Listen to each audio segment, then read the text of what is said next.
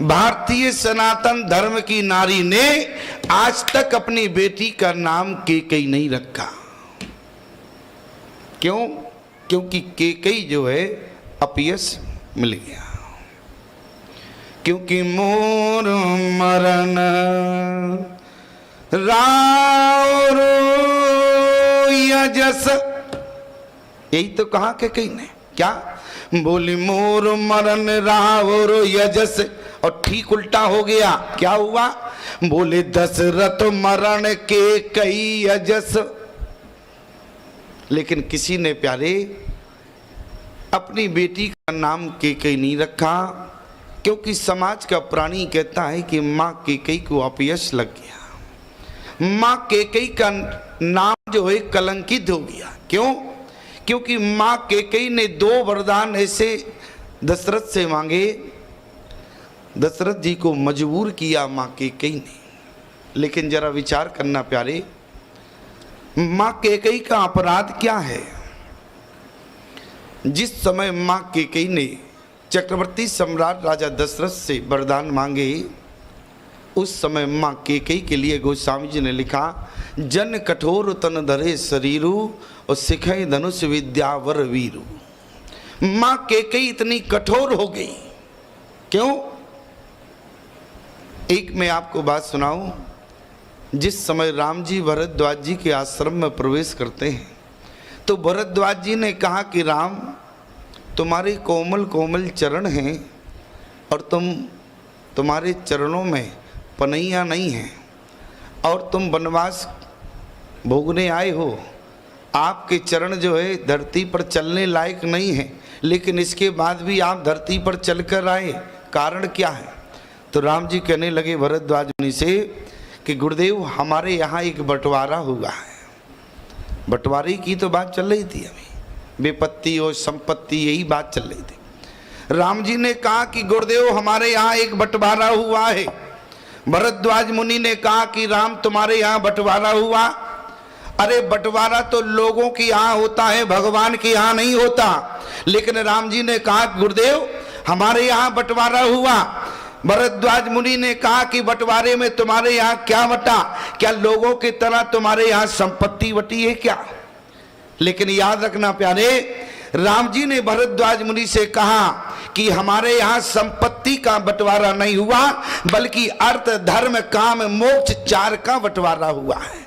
क्या? अर्थ धर्म काम मोक्ष।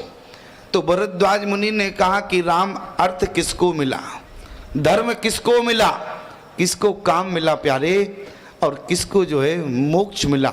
अर्थ धर्म काम मोक्ष 4 का बंटवारा रघुनंदन की यहाँ हुआ। भरद्वाज मुनि ने कहा कि राम, अर्थ किसको मिला? तो बोले अर्थ जो है भैया भरत को मिला। क्यों?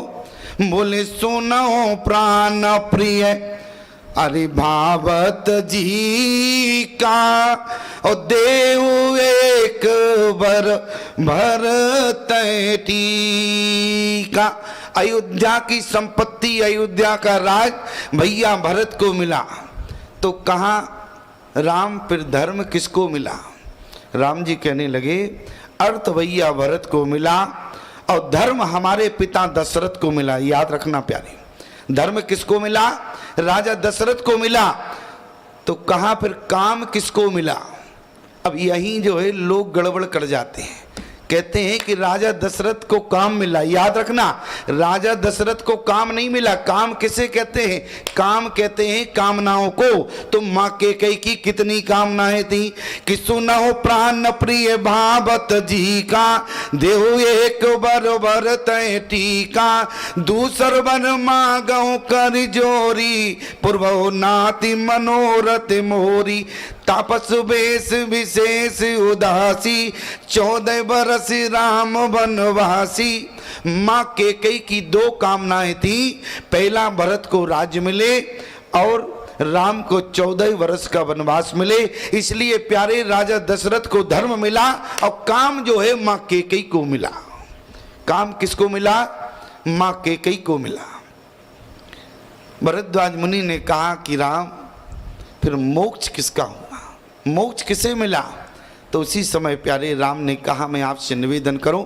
राम जी कहने लगे गुरुदेव को प्रणाम करने के बाद कि यार तो भैया भरत को मिला, धर्म मेरे पिता को मिला और काम मां कैकेयी को मिला, लेकिन गुरुदेव मोक्ष तो इस राम को मिला है। गुरुदेव मोक्ष राम को मिला है।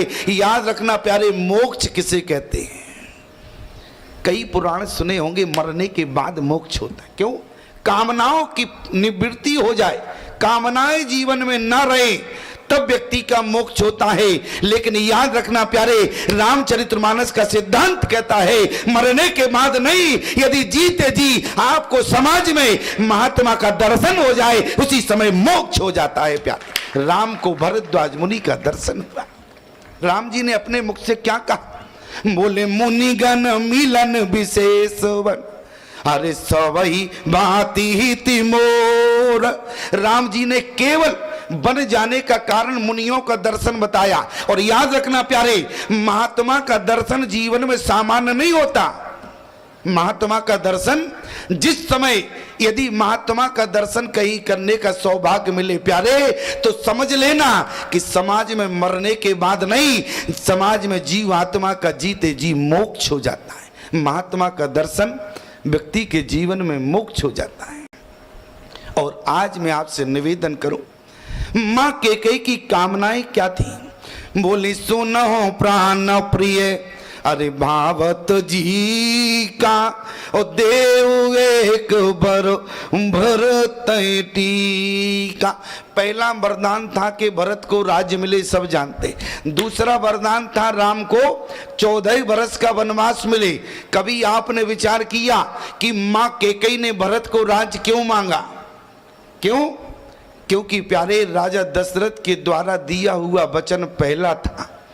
राजा दशरथ ने मां कैकेयी के पिता को वचन दिया था कि मां कैकेयी के पिता ने राजा दशरथ से कहा था कि मुझे वचन देना होगा, कैकेयी के गर्भ से जो संतान होगी वो अयोध्या के सिंहासन पर बैठेगी। और आज समय जब आया, राम सिंहासन पर बैठ रहे थे, उसी समय मां कैकेयी बोले जन कठोर तय धरे शरीरु, सिखहि धनुष विद्या वर वीरु।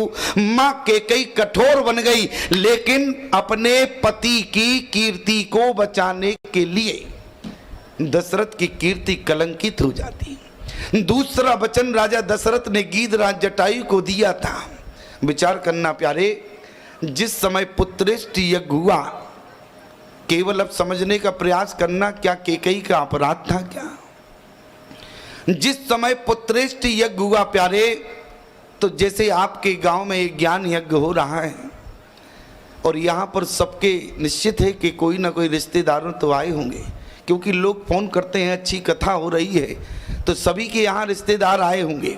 इसी प्रकार से दशरथ के यहाँ जब पुत्रेष्ट यज्ञ था तो सभी नातेदार, उनके रिश्तेदार आए हुए थे। और जिस समय गुरुदेव के बताए हुए अनुसार खीर का वितरण रानियों में हो रहा था, उसी समय राजा दशरथ ने क्या किया? बोले आर्ध भाग कौशल्य दीना, आधा भाग लिया और माँ कौशल्या को देने लगे। लेकिन मां कौशल्या को खीर का जब आधा भाग दे रहे थे, उसी समय राजा दशरथ ने अपना हाथ रोक लिया। जब राजा दशरथ ने खीर देते देते अपना हाथ रोका तो रानियों के मुख जो है कुमला गए। रानियों ने कहा कि क्या कारण हुआ कि अभी तो राजन जो है खीर का भाग दे रहे थे, अब हाथ रुक गया। क्यों रुका प्यारे? कभी विचार किया? क्योंकि राजा दशरथ जो खीर का भाग मां कौशल्या को दे रहे थे, उसी समय खीर का भाग देते देते राजा दशरथ की नजर जो है गीधराज जटायु के ऊपर चली गई। क्योंकि गीधराज जटायु पुत्रेष्ट यज्ञ में आए थे और पुत्रेष्ट यज्ञ में गीधराज जटायु आए हुए थे।